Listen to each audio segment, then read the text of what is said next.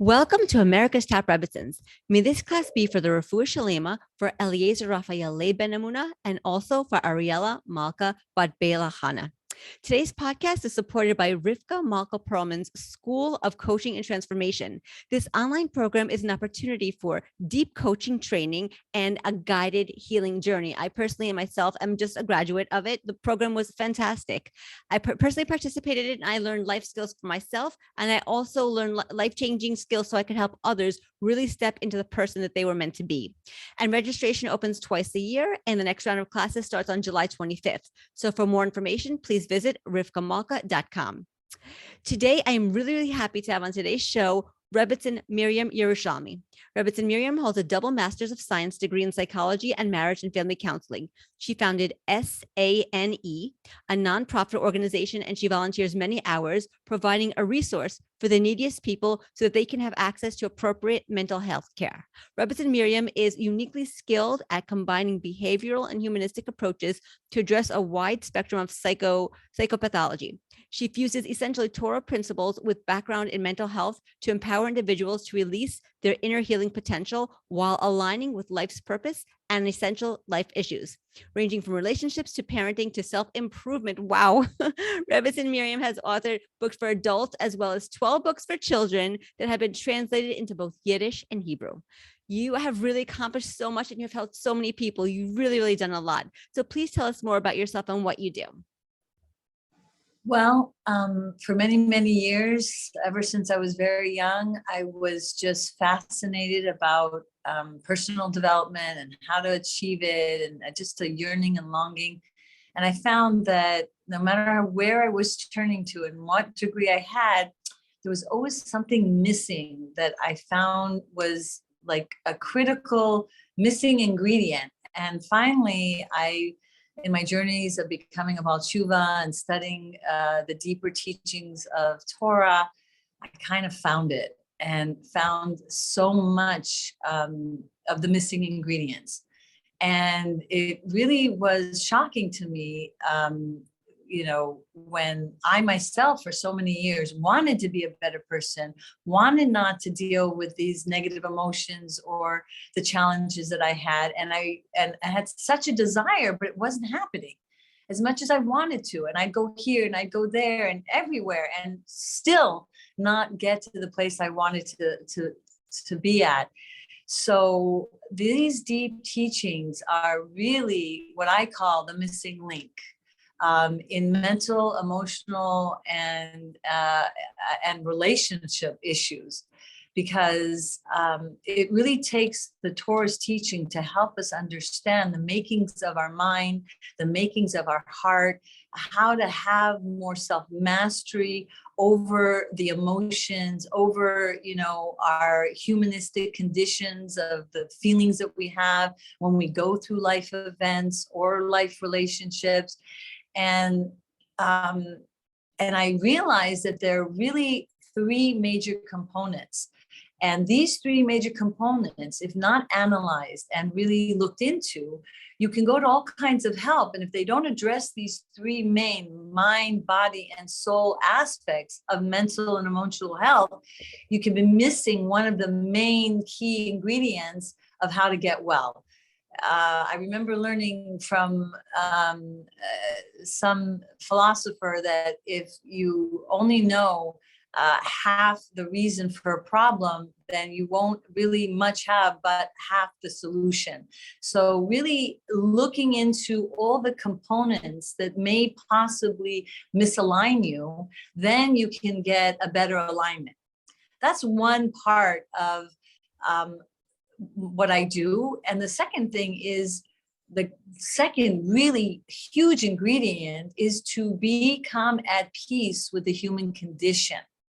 That we're not meant to be a perfect being. We're not meant to not fail or fall. We're not meant to have 100%, like almost like a cruise control life of not dealing with our weaker selves, our base animalistic tendencies that are our emotions that may flare at times and may be, a challenge to overcome. Just like, I always explain, a baby doesn't go from crawling to running a marathon. There is a process. But if someone's, let's say, very depressed, and they then become very depressed that they're depressed, that's not very helpful. Or if they're having suffering, anxiety, and they're so anxious that they're anxious, then they don't have the space to breathe through the possible steps that they need to take to be able to, have a greater process of healing. So the number 2 ingredient that I try to help people focus on is being at peace with the process.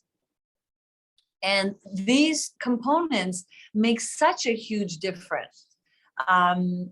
The other main ingredient is realizing that our brain physically is either going to be used and have greater strength and wherewithal to be able to master one's emotions.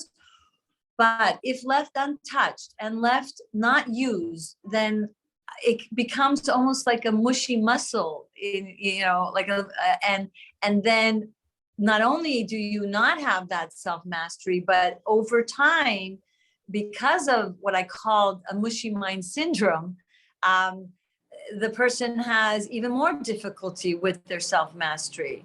And in today's day and age, it's very easy. People are very used to, doing passive learning, listening and learning, and for some, not even using their mind in that way, just, looking at WhatsApps and Facebook and all kinds of instant gratification that's coming on our phone, that our minds have become a bit weak.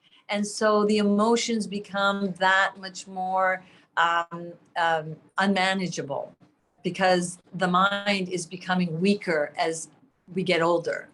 Science does show our brain at age 26 becomes, if otherwise trained not to, becomes less and less equipped, and actually can shrink in size. And that means the emotions become that much stronger. It's been, shown by the way this Dr. Sar Lazar took pictures of people's brains and saw that after age 26, those who would not do brain training and learning in this active way, their size of their brain not only got smaller, but less neural communication between the brain and the heart, more empty space between the grooves of the brain. And when she interviewed them for 30 years, they were the ones that had more emotional problems and had more cases of Alzheimer's, dementia, all kinds of problems. So I've really been a passionate, in my life, to really bring out people's potential and make them realize that they can help themselves more than they think they can. Wow, that's amazing. I love everything that you said, and it's going to help so many people. And we're really going to dive into this topic today. And I'm just very, very excited, because I know this is going to be so helpful to so many. So today we're going to talk about cognitive behavioral Torah therapy, as well as health and healing from a Torah perspective. So let's start with cognitive behavioral Torah therapy. Now, this is a term that you coined for a very specific type of brain training. So can you please tell us in depth about this therapy, what it is, how it is practically applied to help people, and maybe even give some examples of how you have used it in your psychology practice? Well, those of you who know cognitive behavioral therapy, and it's really a buzz right now because everyone's into positive thinking, really training your brain to, really override the emotions of what's going on by treating your brain like a field and not letting it go foul, by planting seeds of positivity, by really sharpening those brain muscles to be able to think things through rather than emotional react. We know the emotional part of our brain, the limbic part of our brain, is by organic, naturally, it's really inclined to 3 to 4 times faster react emotionally. Cognitive behavioral therapy helps reverse that order and helps the brain be able to move 3 to 4 times faster than the emotional part of our brain so that we can really think things through. What's different in cognitive behavioral Torah therapy is that we include the Torah directives. We include the spiritual factors that help really increase our brain power. Most people don't know that when one prays, one has access to the highest intellectual faculties of our soul, called Chokhmah, Bina, and Das. Most people are taught you pray because that's the right thing to do. You know, you have to say thank you to Hashem. You have to acknowledge that he's the one who's going to give you all these amazing things, which is cognitive therapy, by the way. You're really saying like, thank you, thank you. You're adding gratitude to your life. You understand that like, you know, that there's so much positivity by focusing on the positivity of what you're saying in prayer. But a lot of people don't realize that your main mental and emotional soul faculties are ignited and bring are more like bringing into fruition these talents and these emotional and mental powers of yours through prayer. And so we really help the individual connect to their own soul powers. Instead of seeing prayer as a must on their to-do list, which a lot of women, unfortunately, think, well, I'm a woman, I don't have to pray and I don't have to learn. But they don't realize that they are losing that primal, essential, core intellectual powers of theirs called moichin de gadlus, which is in English the mind that has the capacity to be gadol, to expand and to grow in its power. Because we need this greater intellectual wherewithal to be able to handle life and the emotions that our brain is normally, not so equipped, but for tapping into these spiritual factors. So CBTT helps the person realign to their spiritual essence of their soul to help them through their mental, emotional, or behavioral problems. CBTT also includes health. If you may go to some practitioner that only does CBT, they may not address the health factor, like are you getting the right amount of food, wrong foods, how foods affect you spiritually and emotionally and mentally. And we really investigate and we really tackle that aspect of the person's, habits that they do in a day-to-day life and how it is connected to their spiritual development. Because in the deep teachings of the Torah, it says that the way you eat is the main place where you need to rectify so that you can rectify your negative emotions. Wow. And so, yes, I just like this. Wow. It's like how you eat and the foods that you eat. It's amazing. It affects your soul. Either you give power to your more animalistic based tendencies by giving into the overeating or indulging in foods that are somewhat, to say the least, not healthy and possibly, destructive. I mean, because we know sugar, even without anything spiritual, really has an effect on the brain. It crosses the blood-brain barrier. It can really cause, especially for those who are glucose intolerant, and it can cause anxieties and depressions and all kinds of things. And possibly they're going to all kinds of therapies that are not addressing that very physical and spiritual aspect of their personal and mental and spiritual development. Wow. And I just have to ask, even if it's kosher, like even if the sugary candy is kosher, does that make a difference or? Well, for someone, especially glucose intolerant, it affects their physical brain. Okay. And for someone that wants to understand the spiritual component, yes, that's what I give an example. If you have only so much water to give, you have a life-bearing, fruit-bearing tree, and you have like this vine that's poisonous, like, I don't know, poison ivy. And you only have so much water. So either you're going to feed the life-giving tree with this water and all the great fruits are going to grow, or you're going to use it to have the more poisonous ivy. So either you eat to live and you're feeding your godly essence and the powers of your soul shine, or you live to eat and you're feeding your more animalistic tendencies. So if you have a problem with anger, now your anger is getting stronger. If you have a problem with anxiety, then, and the question is asked, why one person, when they overeat, they get depressed, and another person overeats and then has anxiety. So we all have what's called the 4 elements in us. And CBTT also addresses these elements. For a person who is born with a more fiery temperament, they tend to be more angry and anxious.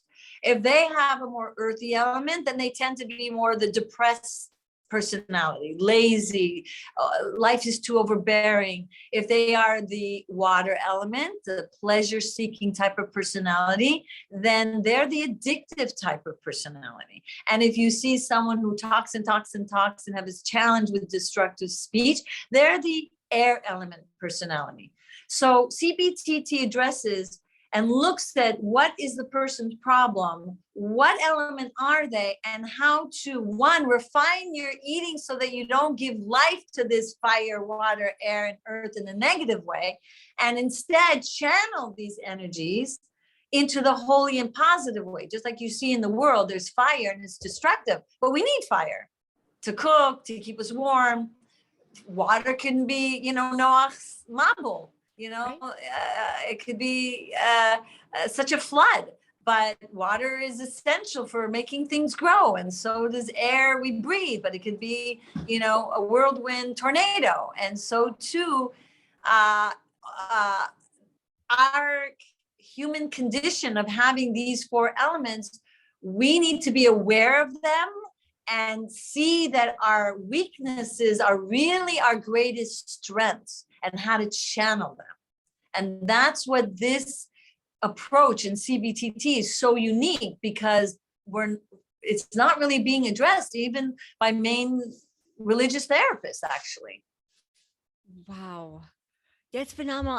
And based on everything that you're saying, it's so interesting with, one person can eat a certain food and it could affect them one way, and the other person can eat the exact same food and it could affect them the other way based on what the elements that are inside of them, the predominant elements that are inside of them. Yes. It's fascinating. Yeah. So I just want to ask you a question, like about depression. I know that you were saying like the people with the earth element, a heavy earth element, they tend to lead to depression, so if you're a depressed type of personality, what can you do? I know everybody's different. So, but just generally speaking, what can one do in accordance with cognitive behavioral Torah therapy? What would it say, generally speaking, about a person who leans more toward depression?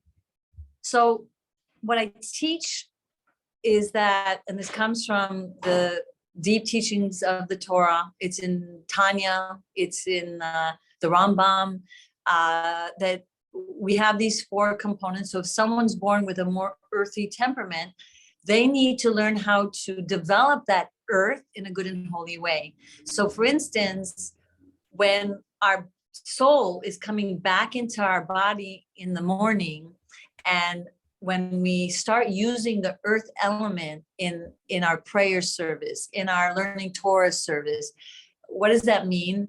Earth is slow, it's methodical, it's contemplative, it's meditative. So the more you use that earth element in a holy and good way, especially the beginning of your day, which is the foundation of being able to use that the whole day long in a good way, then the Yetzer Hara can't take your earth and say, you're not using it, I'll use it and I'll make you depressed.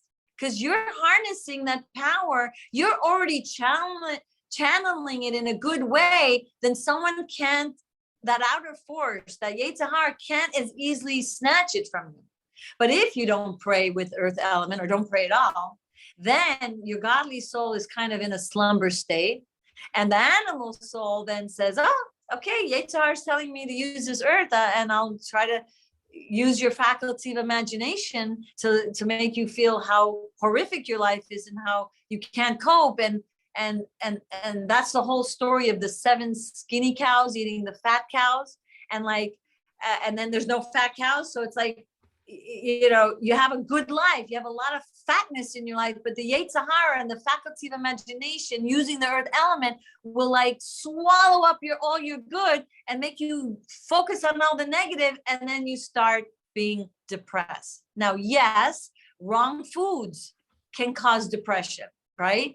A weak mind that doesn't have the power to stop the not good thoughts, because really Hasidus teaches us that thoughts create negative emotions.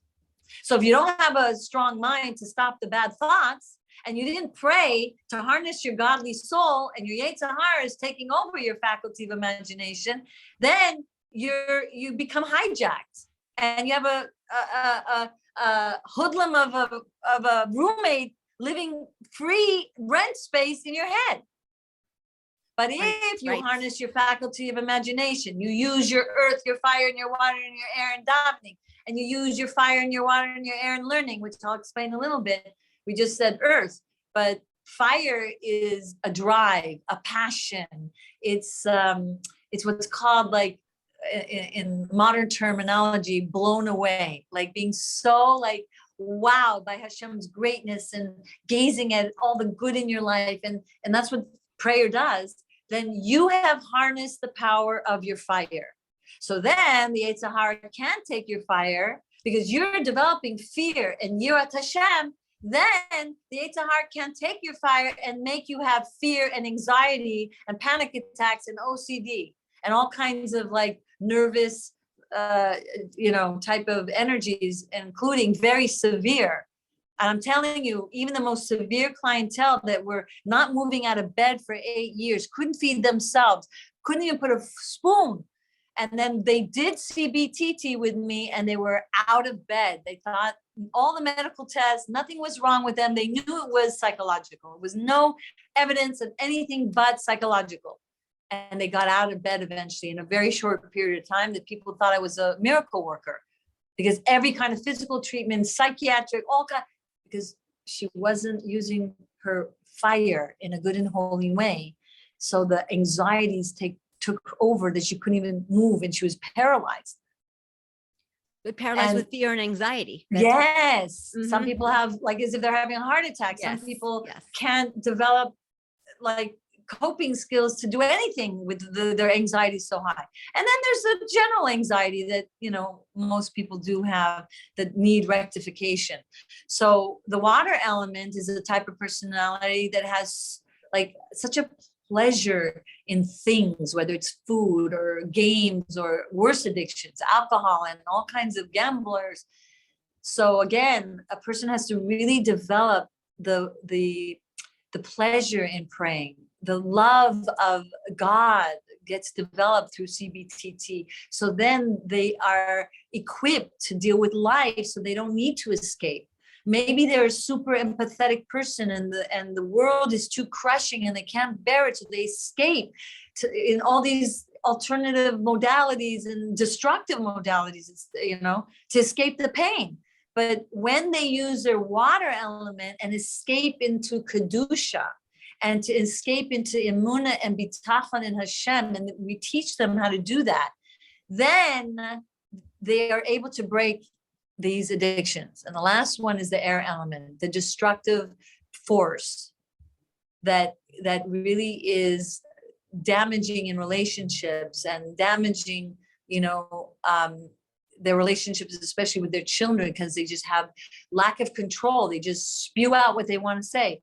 So when they use their air element in prayer, so they don't go, they say the words, they hear the words, they say the words of Torah, then the Yetzer Hara can as easily take their air element and use it in a destructive way. And let me tell you, dear soul sisters and brothers, whoever out there listening to this, I had all 4 destructive energies. And I, before Hasidus, thought I was a woman and I don't have to pray. And I waited 8 years for this miracle baby. And now I have a baby. And I have to be a mother to this baby. I started going very downhill, and things started happening to me. And people diagnosed me like as if I have postpartum depression. And I've worked with many since, and it's not out of nowhere that it happened to me, because I was able to realize after getting direction from my husband, who contacted his rabbi and said, get a bracha from the Rebbe, and in the bracha it said that I must start learning Tanya, and in Tanya it said how important it was to pray and learn, and then I got out of it. And got out of it in a miraculous way, like I'm describing. And then I started doing it to others and duplicating the results with others through this way of really searching all the component factors, the spiritual, the eating, the brain strengthening, and the three together is a superpower. And all those through Hasidus told me to focus on eating, to focus on my brain, and to do these things that if one is missing, you can miss the boat on and getting the real care and help that one needs. Wow. Thank you so much for explaining that so thoroughly. That was so beautiful. And I don't think that most people are aware of these elements inside of them and the roles that those elements play within them. Yes. And they don't realize that everything has to do with everything. You can't just say, oh, I'm eating and I deserve to eat and I deserve to have the pleasure now.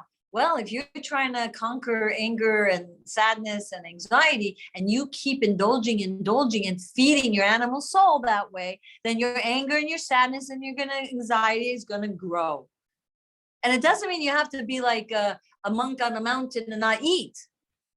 I have full pleasure in the foods I eat, but I understood that there's a time for everything. And there's a time to be careful not to overdo anything in my life, whether it's overdoing exercising or overdoing whatever that we're engaged in. We have to try to have moderation, l'shem shamayim, and if you look in Kuntra's Ha'avodah by Rebbe Yerushalmi, he said all negative character traits come from the way you eat. Black and white. So we have to address it. Even though it's an uncomfortable topic these days, it's not about to have that, but anything but a more pure vessel to be able to contain all your godly energies that God wants you to use freely. Right. It's so incredible because I know that I can imagine that people right now who are listening are saying, okay, we're talking about food. So I feel almost compelled to ask this question. So what types of foods are best? Like if you're really struggling with, for example, depression, like what types of foods are best to get you up out of there? So the first main ingredient, and the Rambam talks about it, just undereat. Keep your life simple, a little. Just don't overeat, because that gives you brain fog. It's too much for your brain to deal with. Your body is using so much energy to break down the extra food. That's number one. Okay. Second is try to exercise a little bit, so you get all those happy chemicals and you get your blood flowing, and it helps, really move the food in a way that's going to reach all the right places. Third is what you eat. And the what you eat, each one has to figure it out themselves. There's so many zillion books. Some say, Mediterranean. Some say, and I recently read a book called Turn Up the Heat, explained it very nicely how some people are more carb oriented and some people are more protein oriented. So you got to see what works for you. If you're eating a half a bagel, even if it's whole spelt, and you're sleepy, 1 + 1 = 2. That's not good for you. Try maybe whole grain brown rice, because it's more complex and not refined, or try to make a journal to see, wow, when I eat this, I get so super sleepy. But when I eat this, I actually don't feel so tired. Also, one of the books that I wrote, the Zone Diet, you should only eat the palm of your hand, whatever it is of the protein or whatever it is of whatever you're eating. Vegetables, you have a little more leeway, and fruit a little bit, but get used to less so you have more energy. Sometimes people say, how do you do all that you do? I say, because I undereat. Wow. It's not what I eat. It's really because I a little undereat that gives me more clarity of mind, that gives me more energy, because I'm not using all my energy to break down the food. And I think that's a very important point too. So like when you're saying about under eating is like, you're not eating until you're full. You're eating until just right before. Yeah. Like the Rambam says, until almost satiation. And you can eat the same calories in 2 hours. You can eat more of what you wanted. And then you'll see, wow, I can even eat more. Right. Because I was able to digest it. I feel light. I don't feel brain fog. I feel so much energy. And now I'll eat a little bit more in 2 or 3 hours, and it's fine. You'll eat just as much calories or just as much food or more, but you're not eating it all at once. Right. Because then if you eat it all at once and your body is really using up all its energies and all the blood is going to your stomach to digest all the food, and it's not in your brain where really you want it to be. Yes, exactly. Amazing. Okay. Wow. So cognitive behavioral Torah therapy is such an innovative technique, and that it helps people change destructive thought patterns that have a negative influence on behavior and emotions. So I love how you incorporate Torah into the healing process, and it really does make it so much more special and meaningful. I know that you are passionate about health and healing from a Torah perspective. So can you please share with us some other ways that you approach well-being specifically from the viewpoint of Torah? Okay, so in if you even look at what's going on in the world, there's a lot happening with our health. Yes, a lot of people are suffering physical ailments, which we're commanded to take care of our health. And just like, I give an example, you wouldn't go into the Beit HaMikdash and throw garbage. So your body is the house of your soul. right. Besides the fact that it affects your emotions, besides the fact that you can get more sick, because you're so toxic with so much acid in your body. From a Torah perspective, it's a commandment, just like any other commandment. But somehow, for whatever reason, schools are not addressing it as much. There's a big emphasis on big extravagance of feasting, in our religion also. But even as we're taught to feast, we have to even be careful on Shabbat, even though it's a mitzvah to have joy in food and basar and yayin. But if you catch yourself like sleeping so much throughout the Shabbos because you're overeating or eating wrong foods, then you miss the boat of so much like of the spiritual like delights of let's say Shabbos. Like I say to people, if you go into a mikvah, right, and you're holding on a dead animal, it kind of cancels out the process of you wanting to become pure.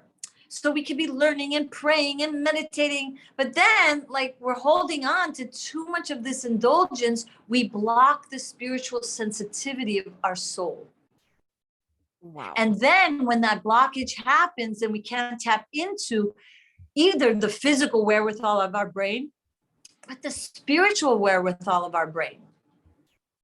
Because our neshama mostly resides in our brain and our heart. Right.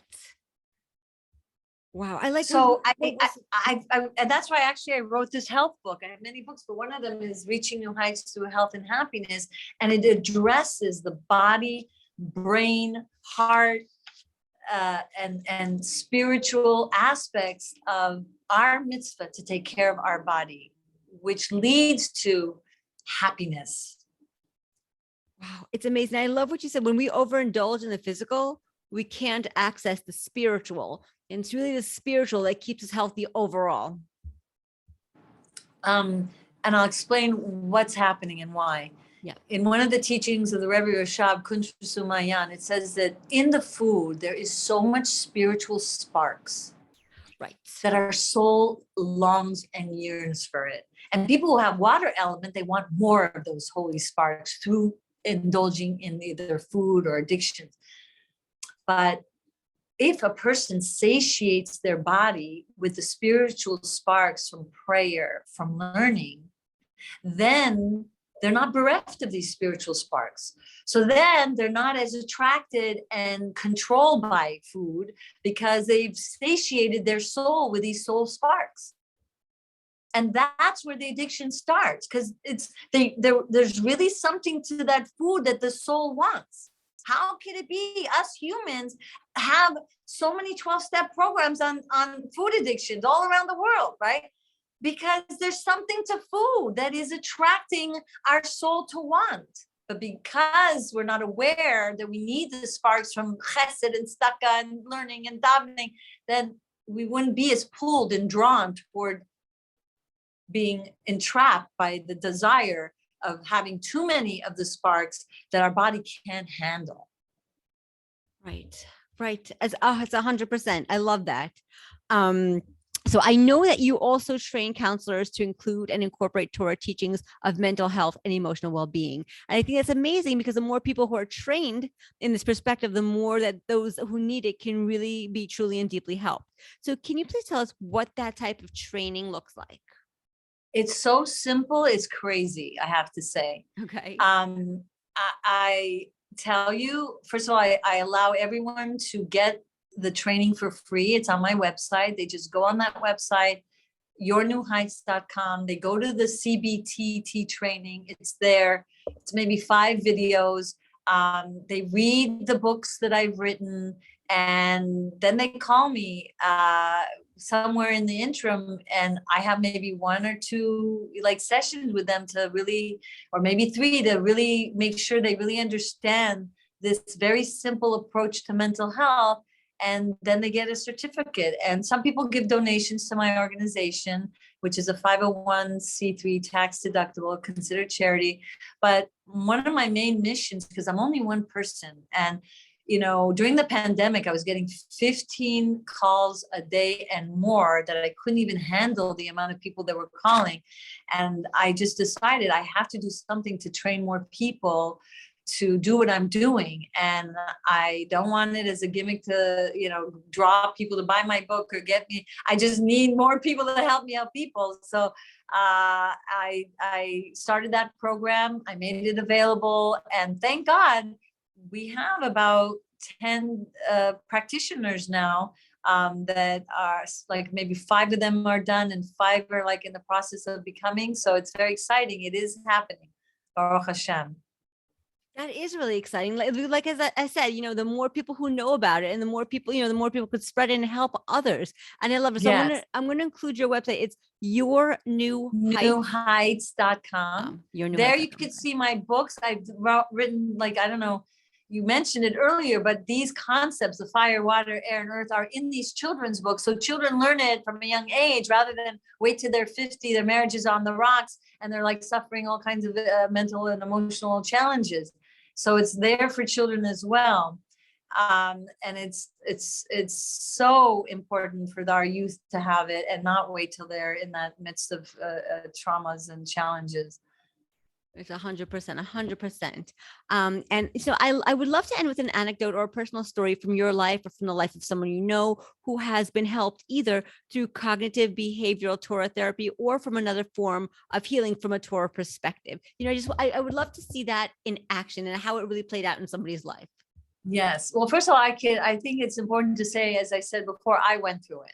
Yes. I had obsessive thoughts, and I was severely depressed. And it was really hard for me to wake up in the morning and face the day. I kept having thoughts that I didn't deserve to live. It was just my faculty of imagination running wild. I had addictions, not drug addictions, but sugaraholic, eating over the top of what I needed. I also had anxieties, severe anxieties that actually caused me not to be able to sleep. And that's why sometimes people say, how did you write so much? Because I could not sleep. And I began to channel it toward writing, writing notes on what I read, and writing, I had all 4 elements really misaligned and in a very, very severe way.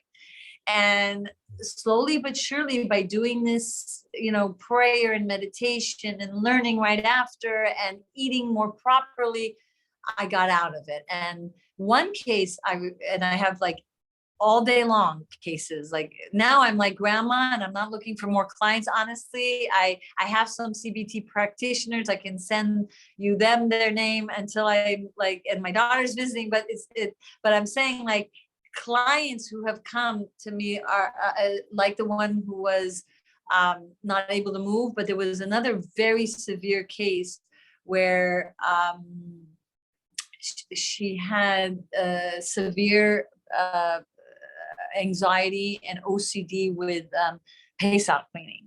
Yeah. She could not go to sleep, and she kept checking and checking for chametz and checking for chametz, and like within a short period of time, and she suffered this for years. She was able to like not only not go crazy over Pesach, but be super relaxed, super not have a problem with all the cleaning. I wrote in mikvah.org. I had a client also who was having miscarriages after miscarriages because she always felt her baby wasn't holy because she didn't do mikvah properly. For years, she was miscarriaging because she had so much anxiety that her baby wouldn't be pure and holy because she didn't do the mikvah ritual, and she would not sleep, and her nails would be bloody from cutting, and she would do her teeth where it's gushing, serious, severe. And I remember the day she came to me with the baby saying, Miriam, this is your baby. Because she had gotten over the challenge through this treatment program of even helping her severe, OCD in the mikvah ritual. Wow. That she was able to like go to the mikvah without all the anxieties, with all bleeding, gums and bleeding fingers, and calling me 100 times. Oh, I don't think I'm kosher. Should I go again? Should I go again? Which many Rabbis know about this challenge. And I'm telling you, across the board, whether it's like not so severe cases to serious psychiatric clientele, even people that have bipolar have been really well for 20 and 25 and 30 years doing this program of healing. Now, I would like to state, just like you cannot cure hunger, you have to constantly nourish your body to have it function. You need to constantly nourish your neshama daily, day and night, so that you have the upper hand of your mind, that you have the birthing of healthy emotions. If you don't feed yourself daily, you become weak. If you don't do these spiritual practices and mental and emotional work every day by davening and learning, your soul powers become weak. Your Yetzer Hara takes your fire, water, air, and earth. And if you're gifted with so much fire, then you'll be challenged with the severe anxieties. You'll be challenged with the severe anger management or the severe depression. Right. And so that makes it's so much sense. very important. I don't cure anyone. I give them the routine to nourish their neshama, to strengthen their mind power, and develop these healthy emotions, and things miraculously change. Okay. May it be good for everybody who's listening, who's suffering, who knows somebody's suffering. May it be good for them. May they have refuah shalema. Yes. And maybe one day we can talk about how it relates to relationships, because that's interesting. That's like a major component. When people cannot get along, it's because each one is more relating to the other, more from their animalistic, emotional, weaknesses, rather than being able to have like that mental perspective of why God made, relationships a bit rocky and challenging sometimes, and then how to not get dragged into the other's energy and be able to rise above. And which I wrote in the other book I did was my marriage book. And I also wrote a prayer and meditation book. And then I also have like a mikvah book, Baruch Hashem, that really helps a person really spiritually and mentally, emotionally clear their mind and heart to really reignite the relationship anew as they're going through the process of cleansing on their body on the outside and making their body ready for intimacy, to really make the insides heart, mind, and soul ready for intimacy again. So I hope your readers can look out for those books, and hopefully it'll help them and their children. I mean, that's so beautiful. Thank you. Thank you so much, Rebbetzin Miriam, for joining us on America's Top Rebbetzins. We learned so incredibly much from you today, and may all our learning today be for Refuah Shalema, for Eliezer Raphael Ben Emuna, and also for Ariella Malka Bat Bela Hana. Thank you so, so much. Thank you. Thank you.